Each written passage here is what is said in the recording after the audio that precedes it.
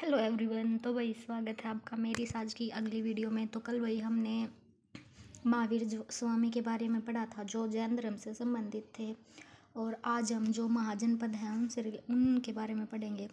तो महाजनपद की संख्या कितनी है, पहले तो ये पूछा जाता है कि महाजनपद की संख्या कितनी है। तो महाजनपद की संख्या है 16। और जनपद कितने हैं? जनपद हैं 80। महाजनपद 16 और जनपद हैं 80। तो देखिए भाई, इनमें से मैं आपको एक बार पढ़वा देती हूँ। तो देखिए, बिंबिसार, शिशुनाग, महापद्मानंद, चंद्रगुप्त मौर्य, पुष्यमित्र शुंग, वासुदेव और सिमुख। और इनमें जो ये राज्य हैं इनकी एक छोटी सी ट्रिक बना रखी है। हसीन, मासुक, शाह। तो है से हर्यक वंश, से शिशुनाग वंश, न से नंदवंश, मैं से मौर्य वंश, से शुंग वंश, कै से कड़म वंश और सा से सातवाहन वंश। तो ये सब इसमें है भाई। तो चलिए सबसे पहले मौर्य वंश के बारे में पढ़ते हैं। मौर्य वंश का फाउंडर कौन था? चंद्रगुप्त मौर्य, जिसको हम एंड्रोकेट्स और सैंड्रोकेट्स के नाम से भी जानते हैं। तो जो चंद्रगुप्त मौर्य था उसको हम किस किस नाम से जानते हैं? सैंड्रोकेट्स और एंड्रोकेट्स। तो इसके दरबार में कौन था? इसके दरबार में मेगास्थनीज था, जिसने कौन सी पुस्तक लिखी थी? इंडिका नामक पुस्तक लिखी थी। और 305 में ईसा पूर्व Seleucus Nicator versus Chandragupta Maurya के बीच युद्ध हुआ, जिसमें चंद्रगुप्त मौर्य की जीत हुई। और ये हेरांत, मकरान, काबुल, कंधार, ये जो सरियाना प्रांत कहा गया इन्हें, जो हेलेना से विवाह हुआ। फिर हेलेना से विवाह तो हुआ तो उसके समय चंद्रगुप्त मौर्य ने 500 हाथी गिफ्ट किए। किसको? सेल्यूकस निकेटर को। और सुदर्शन झील जो गुजरात में है, सौराष्ट्र का निर्माण कराया। किसने कराया? चंद्रगुप्त मौर्य ने। सुदर्शन झील जो सौराष्ट्र गुजरात में है, इसका भी निर्माण कराया। फिर है सूखा पड़ने के कारण मगध को छोड़कर भद्रबाहु जो जैन संत थे के साथ श्रवण बेलगोला जो कर्नाटक में है, जाकर वहाँ इसने संलेखना या संथारा किया, जिससे इसकी मृत्यु हो गई। किसकी? चंद्रगुप्त मौर्य की। इसके मगध में सूखा पड़ गया था, इसलिए ये फिर कर्नाटक चला गया था। मतलब जाकर वहाँ इसने क्या किया? संलेखना या संथारा, मतलब जिसको हम व्रत बोलते हैं, ये किया, जिससे इसकी मृत्यु हो गई। पुराणों के में चंद्रगुप्त को द्विज सर्ब कहा गया है। ठीक है। फिर इसके बाद आता है 298 से 272 तक बिंदुसार शासक बना। हिंदू ग्रंथ में इसे वारिसार या भद्रसार कहा गया, जैन ग्रंथ में सिंहसेन कहा गया। ठीक है। अन्य नाम क्या है? अमित्रगात या अमित्रटस, मतलब विदेशी यात्री डायमकस। और तक्षशिला में विद्रोह हुआ और बड़ा लड़का इसका था सुशीम, इसने फिर उसको भेजा, फिर अशोक को भेजा। फिर बिंबिसार ने आजीवक संप्रदाय स्वीकार किया और 272 ईस्वी में इसकी मृत्यु हो गई। अशोक मतलब उज्जैन का राज्यपाल था राजा बनने से पहले। फिर आते हैं हम अशोक के बारे में। अशोक कब से कब तक माना जाता है? या तो 268 से या 231 से। ठीक है। 261 में अशोक महाजनपद की तरफ चला, जहां उसने उपगुप्त से मुलाकात की। किससे की? उपगुप्त से। हिंदू ग्रंथ में इसको क्या क्या नाम दिए गए हैं? अशोक वर्धन, देवनाम प्रियदर्शी भी कहा गया है। अशोक शिलालेख में अशोक का नाम क्या है?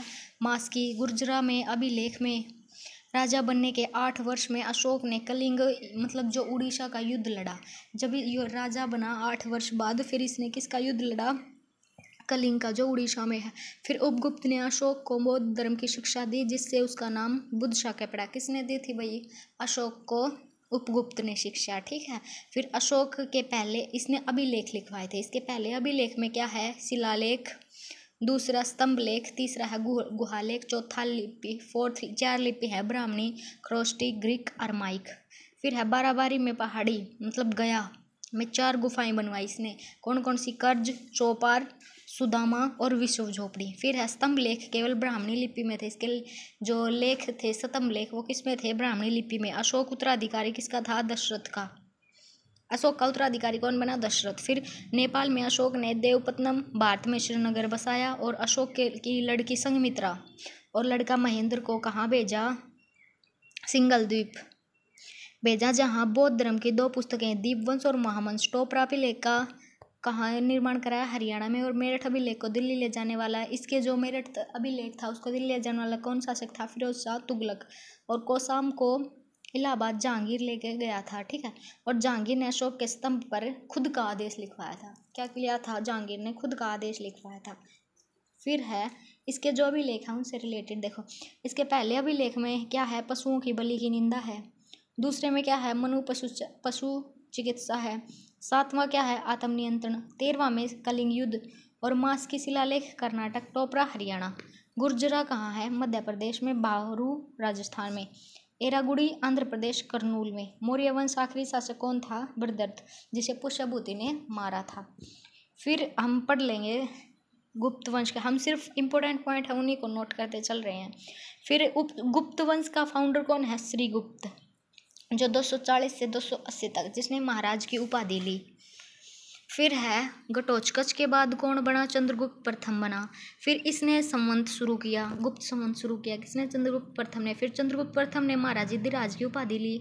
2 प्रकार के सिक्के, विवाह प्रकार का और राजा रानी प्रकार का सिक्का चलाया।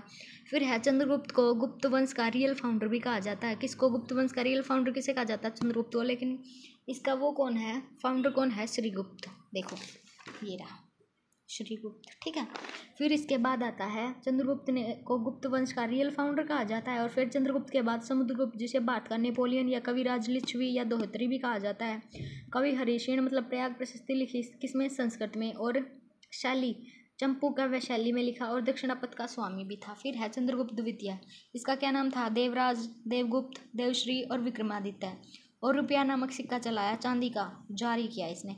फिर शकों को हराने की याद में विक्रम संवत शुरू किया। दरबार में फायान विदेशी आया, इसके दरबार में कौन आया, फायान विदेशी। और इतिहास में सबसे पहले नवरत्न रखने इसी ने शुरू किए थे, चंद्रगुप्त द्वितीय ने। और कालिदास जो इंडिया का शेक्सपियर कहलाता है वो भी इसी के दरबार में था। और अवतारवाद का सिद्धांत मतलब गुप्त वंश के समय, जैसे जिसे श्रवण का, गुप्त वंश को श्रवण काल भी कहा गया है। और मंदिर बनाने की कला का विकास भी इसी वंश से हुआ था। और गुप्त काल में वाले वैष्णव धर्म को फॉलो करते थे, और इनका राज्य चिन्ह क्या था, गरुड़ पक्षी। तो फिर मैं कल आपको बाबर जो जहांगीर है और ये जो सारे हैं इनके बारे में पढ़ाऊँगी। तो आई होप भाई आप सभी को आज की वीडियो अच्छी लगी होगी। अगर अच्छी लगे तो चैनल को लाइक करना, वीडियो को लाइक करना, चैनल को सब्सक्राइब करना। मिलते हैं अगली वीडियो में, तब तक के लिए धन्यवाद।